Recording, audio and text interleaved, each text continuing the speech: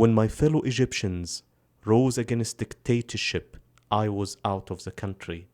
When I came back in 2011, I went straight ahead to the cradle of the Egyptian revolution, Tahrir Square. I was surprised to find people from all over the country gathered in one place for a common goal and a common purpose. Egyptians from all walks of life. People like this tax collector who came all the way from the Sinai Peninsula.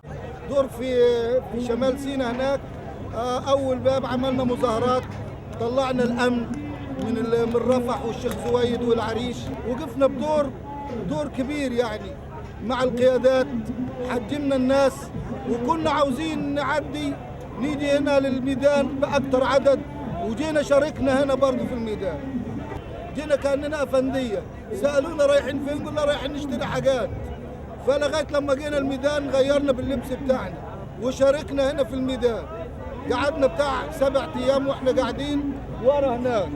Egyptian workers also played a role in this revolution. One of them was labor activist Wa'il Habib, who came to Tahrir all the way from his home city, the industrial city of Mahalla. جيت الأول من محلة ماشي. طبعا كانت الطرق مقفولة عندنا ماشي لأن كان البلطجية كانوا قافلين كل الطرق، لأن النظام كان عامل حسابه إن هو قافل كل الطرق مفيش حد يجي هنا مصر.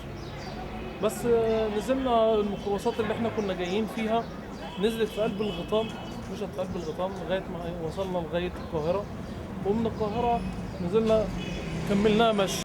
أحب القمح وبالمصنع، أحب المدنة وبالمدفع، أحب القمح وبالمصنع، أحب المدنة وبالمدفع، ونادت أيام الجاية هتغيب الشمس العربية طول ما أنا عايش فوق الدنيا. فكرنا بكل حاجة جميلة، كل حاجة جميلة. أنا قضيت في التحرير ده يعني بقول لك أجمل أسبوع قضيته في التحرير، أجمل أسبوع قضيته في حياتي بصحيح في التحرير.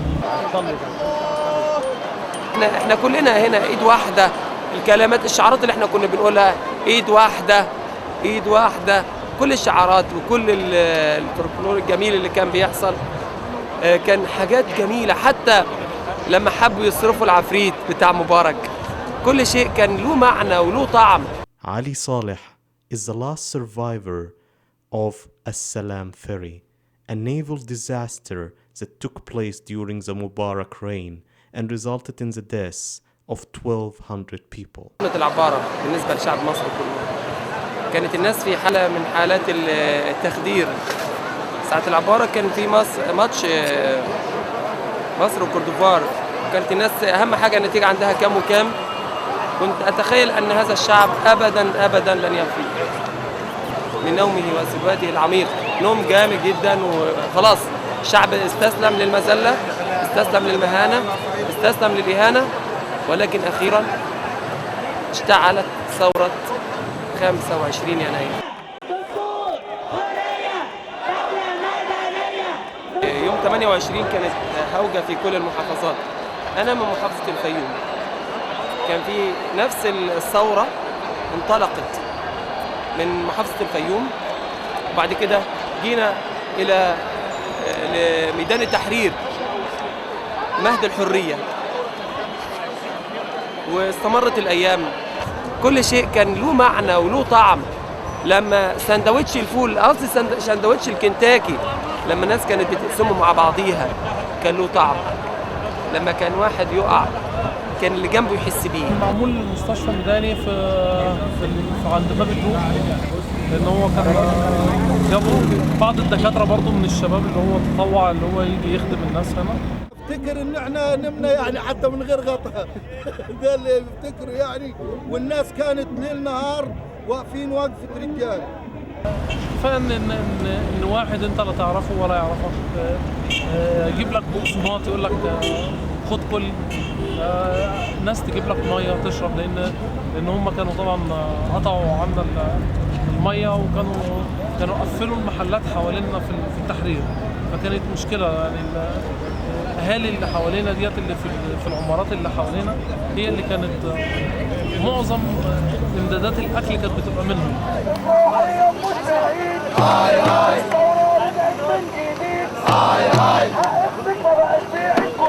الذين يصورون أن الثورة وثوار غوغائيون هم الغوغائيون نفسهم، يضللون الإعلام. الثورة سلمية، هذا الشعب شعب متحضر، هذا الشعب شعب يعرف كيف يتكلم ومتى يتكلم.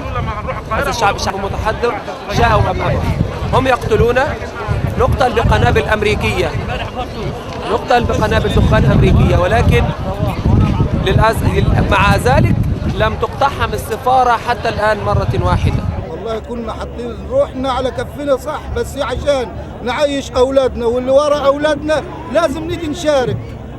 لو فضل ناس معينين اللي في الميدان كانت تسيطر عليهم، إنما لما جه من كل مكان وازداد العدد ما قدروش يسيطروا لا أمن ولا غير أمن، فخدنا حريتنا. ارفع راسك فوق فوق انت مصري، ارفع راسك فوق انت مصري، ارفع راسك فوق انت مصري، ارفع راسك.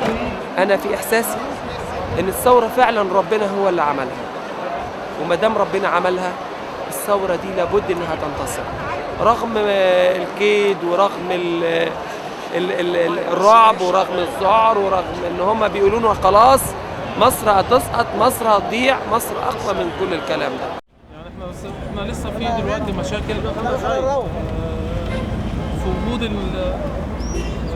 يعني في وجود بقايا الحزب او بقايا النظام ده. طبعا النظام بقى له 30 سنه، فطبعا مش هيخلص في يوم وليله ولا في سنين، بس يعني ان شاء الله ان شاء الله ساعه ما تبدا الناس تشتغل وتبدا الناس تنتظم وعجله الانتاج تمشي والبلد يبدا يدب يمشي فيها الخير تاني زي ما كان، ان شاء الله هنبقى احسن ويبقى في الحاله ديت ان احنا ان شاء الله يبقى احنا هي الثوره كده حققت هدفها ان شاء الله.